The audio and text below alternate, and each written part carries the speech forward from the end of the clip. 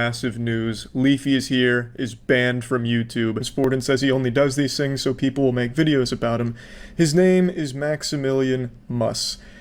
This isn't a story about petty beef or casual Twitter spats. No, this is about YouTubers who decided to expose Peuguinz0, only to have their careers implode faster than a poorly made souffle. Today, we're looking at creators who played themselves in spectacular fashion. Kicking things up with MaximilianMus, this guy was known for his troll army and toxic antics. He had built a reputation as the guy who could stir up trouble at the drop of a hat. His content wasn't exactly groundbreaking, mostly reaction videos, gaming highlights, and memes, but it worked. You are rage baiting. God damn, does your voice not get tired? Holy shit. He had amassed a loyal following of fans who loved his edgy humor and didn't mind the collateral damage he left in his wake. But here's the catch. MaximilianMus's fan base wasn't just loyal, they were weaponized. He would often send his viewers to spam other creators' comment sections with insults or his infamous catchphrase. What started as harmless trolling quickly escalated into full-blown harassment campaigns. Smaller creators and even casual gamers found themselves targeted, and the internet began to take notice. Now, here's where Peuguinz0 enters the story. MaximilianMus decided it would be a brilliant idea to take a jab at him. Why? Because Peuguinz0 had been vocal about calling out toxic behavior on YouTube, and MaximilianMus saw this as an opportunity to paint him as a hypocrite. His argument was flimsy at best. He claimed that Peuguinz0 profited from calling out bad actors while pretending to be morally superior. But here's the thing. When you're going to call someone out, you'd better make sure your own track record is spotless. Peuguinz0 didn't even have to dig deep. The evidence was all there. In his response, Peuguinz0 calmly dismantled MaximilianMus's claims, pointing out the numerous instances where he had encouraged harassment and crossed ethical boundaries. The video was a masterclass in controlled criticism. He's ever done. It's the 15 minutes of fame that he continues to milk the very dry titties of to this day, to command a troop of 13-year-olds to harass, dox, threaten, and do all kinds of deplorable shit to other people online from all sizes. People that have 2 viewers on Twitch to big streamers to big content creators. He does some absolutely degenerate shit, and I truly think he is one of the most vile, foulest people to ever use the platform and abuse the power that he found online. Peuguinz0 didn't resort to personal attacks or cheap shots. He simply laid out the facts and let the audience draw their own conclusions. Now, this is what he does. So if you read the post, it says, everyone, go to this live stream, type Weestraid, Weestgang, and say homophobic stuff and spam and be racist and sexist and mean and also MaxGang. And boy, did they.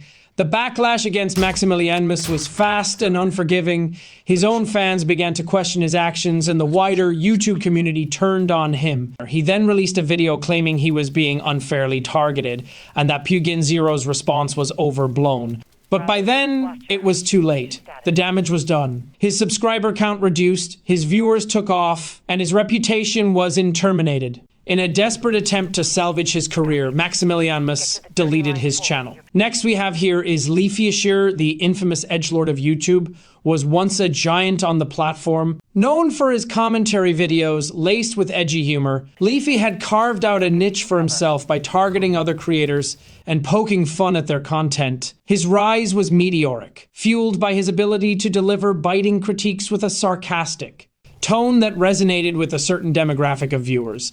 His formula was simple: find a target, roast them mercilessly, and rake in the views. Whether it was a cringy TikToker, a weird YouTuber, or even a completely random individual, Leafy didn't discriminate. His fans loved it, but his critics argued that his content bordered on bullying, and they weren't wrong.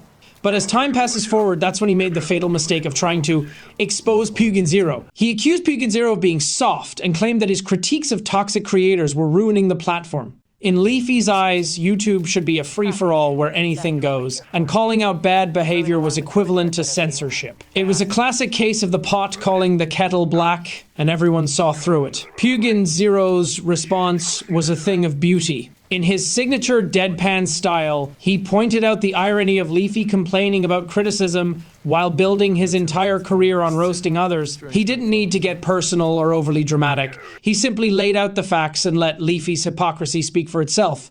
Then, boom! The internet quickly sided with Peuguinz0. Side story, second place behind LeafyIsHere's termination. So, in a nutshell, he was banned for bullying and targeted harassment. I think that's what they got him with. I think that's what they slapped him around with. I'm not entirely sure, but from everything I've read, that's what the charges against him were in the court of YouTube.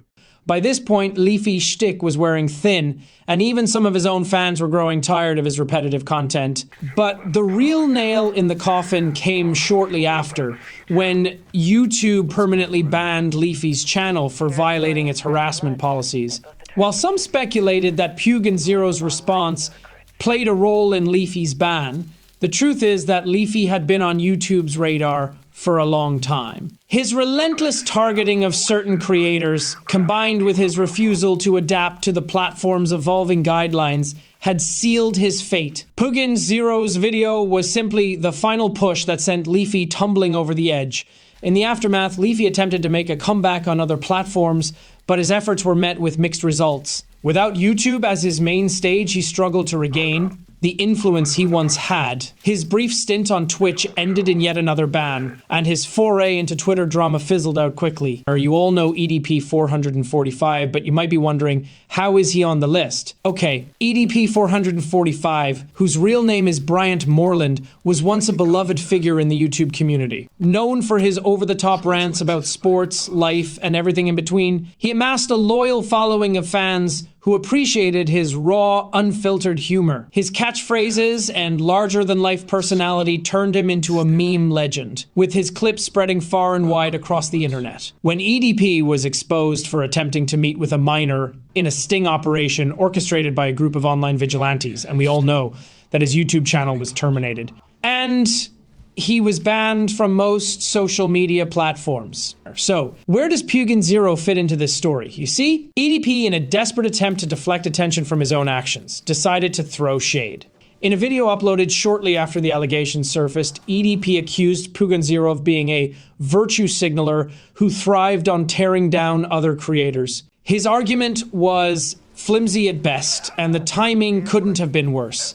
But Peuguinz0 didn't even have to go full force on this one. In a brief but scathing video, he addressed EDP's accusations, highlighting the absurdity of someone with EDP's track record trying to shift blame. He didn't focus on the sting operation or the allegations themselves. He simply pointed out the sheer hypocrisy of EDP's claims. While EDP's false claim was going on, the internet was already furious at him for his actions, and boom, they took side with Peuguinz0, and the backlash against EDP intensified with countless memes, videos. I've heard it's really bad.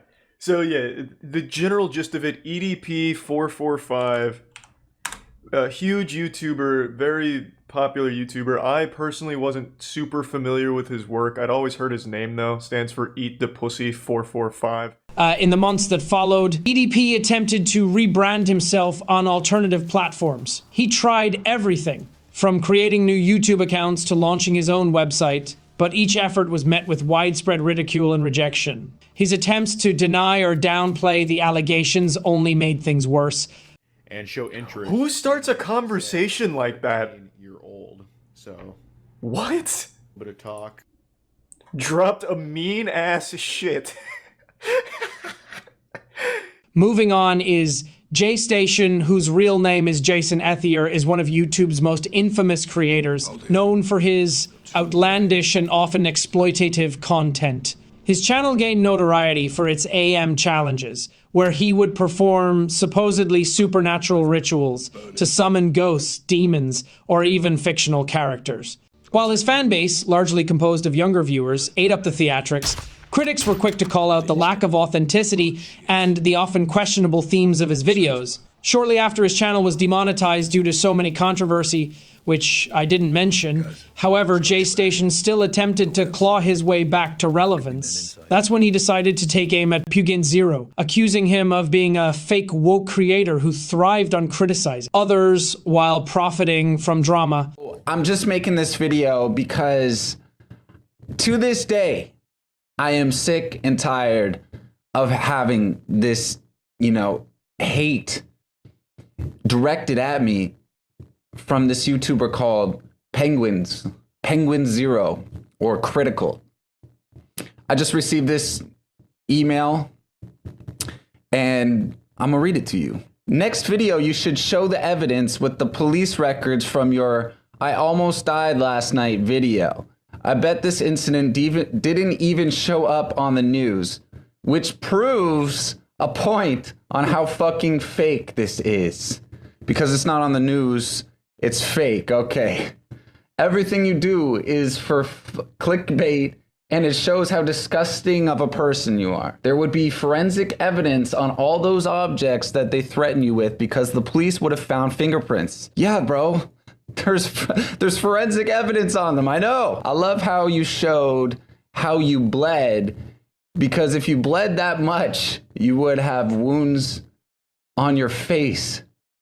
Doesn't look puffy or... Bro, my whole entire face was demolished, bro. You should look at Penguin's 2 videos about you. I'm a fan of him because he actually makes good content, unlike people like you. JayStation's argument was that Peuguinz0 was no different from the very people he called out. However, JayStation's attack lacked substance and the internet wasn't buying it all. And boom, this is where Peuguinz0 gets in with his trademark calm and analytical approach. Responded by addressing JayStation's claims head on. He pointed out the glaring hypocrisy in JayStation's accusations, highlighting the numerous times JayStation had exploited sensitive topics for views. From the fake death stunt to his borderline offensive resurrection videos, Peuguinz0 laid bare the unethical practices that had defined JayStation's career. The response was devastating for JayStation. There's one in particular, one real stinky shit-stained greaseball named JayStation, whom I've made a few videos on by now, and that's because I find the ridiculous and awful shit he does to just be really enjoyable to make fun of. By now you've realized I don't like him. In fact, I'd go as far as to say I really don't like him. Almost nobody does. He gets used like a goddamn fleshlight on the internet. I mean, sticking your cock in the dirty glory hole of a biker bar feels less gross than watching a full JayStation video. But why am I talking about him again? Well, it's because his YouTube career has ended, and I felt like he at least deserved a proper eulogy, and who better to deliver that than I, so if I may, I wrote a poem. Hello, Jason. You suck. Goodbye, you creepy fuck. So long, and good luck in court in March. Thank you. So what am I talking about? Well, I don't really give a shit about Jason's life outside of the internet, by the way, but that has now spilled over to the internet, and this is why he has to step away from it, because the whole faked girlfriend death thing has led to charges against him. There was a warrant for his arrest. He now has to appear in court about some certain charges of assault and assault with a weapon, some pretty serious accusations. And in response to that coming to light, as well as other factors from JayStation's past, YouTube has decided to completely demonetize Jason's channel, which has prompted him to step away from YouTube. He made a goodbye video, which I'll play for a brief moment now. What's up, guys? So this video is like super hard for me to make. Basically, I want to have a heart-to-heart with you guys. I had to stop the video right there. He said guys 2 times in the first 11 seconds of the video. If you're unfamiliar with JayStation, consider yourself very lucky, but guys is a word he uses more than the. He says guys so fucking frequently it's grating. It fucking hurts. That'll put hemorrhoids in your butthole real quick. And even in his goddamn goodbye video, he couldn't help but just sprinkle guys in a million fucking times. While he had hoped to paint Peuguinz0 as a hypocrite, he ended up exposing himself as a creator who thrived on shock value and exploitation. Peuguinz0 didn't need to resort to personal attacks or dramatics. He simply presented the facts and the audience did the rest. JayStation's attempt to expose Peuguinz0 backfired spectacularly. Instead of regaining relevance, he became the subject of even more criticism and ridicule. His attempts to rebuild his channel were met with widespread indifference and his viewership dropped to a fraction of what it once was. On the other hand is Keemstar, whose real name is Daniel Keem, and is one of the most polarizing figures on YouTube as of then, probably. As the host of Drama Alert, he built a career on covering controversies, scandals, and beefs within the YouTube community, making him one of the most disliked creators on the platform. Despite the backlash, Keemstar always managed to stay afloat until he decided to go after Peuguinz. And boom, Keemstar took issue with Peuguinz's commentary on toxic creators and YouTube drama. Keem accused him of being a moral grandstander who built his platform by criticizing others while pretending to be above the fray. In classic Keemstar fashion, he didn't just stop at criticism, he turned it into a full-blown attack, posting tweets and making videos aimed at discrediting Peuguinz0. Peuguinz0, however, wasn't fazed. In his signature calm and methodical style, he responded by addressing Keemstar's accusations point by point. He didn't need to get personal or resort to insults. Instead, he focused on Keemstar's long history of controversies and the damage his actions had caused to others. He released the content nuke on Keemstar. It's 46 minutes of high-octane, full-throttle, nuts-to-butts drama action, and I'll say it's one of the only 40-plus minute exposed videos I was able to watch start to finish without falling asleep.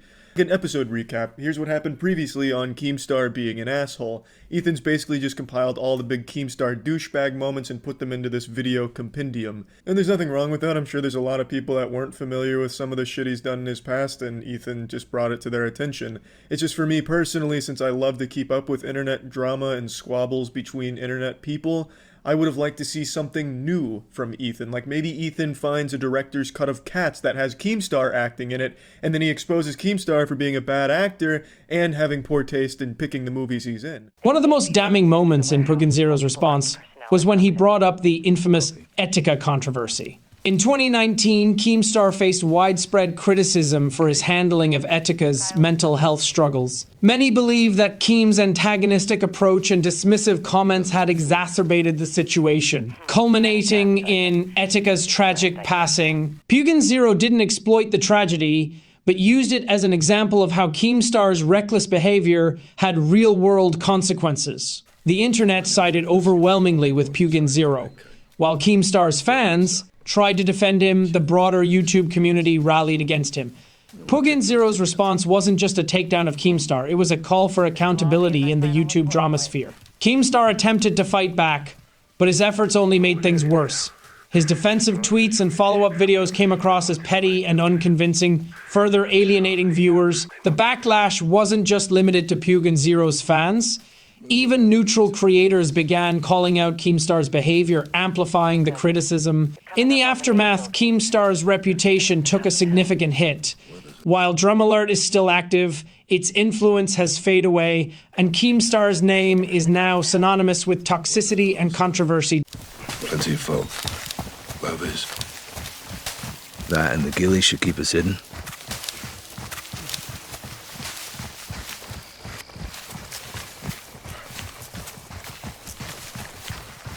Eyes on the main building, 400 meters at 1 o'clock. Copy that. Find a spot in the grass. Let's see who's who in the zoo. Get on your scope and scout the area. Holy hell, Captain. Target-rich environment.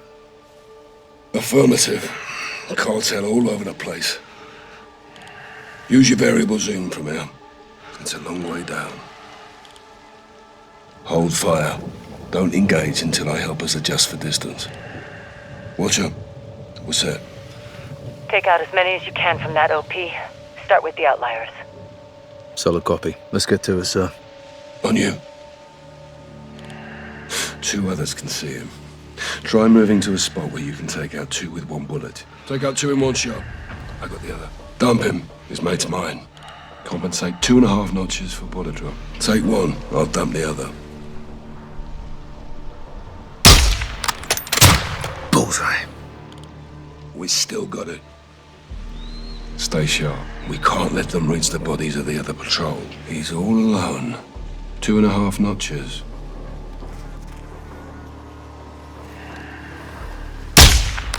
Got him. Bad day to be a narco.